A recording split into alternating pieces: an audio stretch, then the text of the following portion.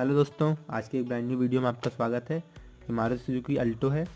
पानी लीक हो जाने की वजह से ओवर हीट हो गई थी गाड़ी। इसका गैस्केट और हेड थोड़ा सा सरफेस आउट हो गया था। हमने हेड को लेट वर्क पे भेज दिया है। उसके न्यू गैस्केट भी वहीं से वो लोग भेज देंगे साथों साथ। फिर इसका हेड आ जाता है।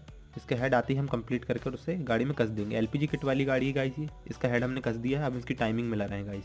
इसकी टाइमिंग बहुत आसान होती है गाइस। कैम में एक मार्क होता है, उसको कैम की सीध से मिलाना पड़ता है। और क्रैंक में भी एक चाबी होती है, जो क्रैंक की पुल्ली की चाबी, उसको सीध में ला दीजिए, इसकी टाइमिंग ओके हो जाती है। हेड वगैरह को हम फिट करते हैं, टाइमिंग में लगाकर गाड़ी स्टार्ट करके हम कस्टमर को डिलीवर कर देंगे। तो गाइस लाइक एंड सब्सक्राइब जरूर कीजिएगा, आगे जाकर आपको फुल वीडियो भी मिलेगा।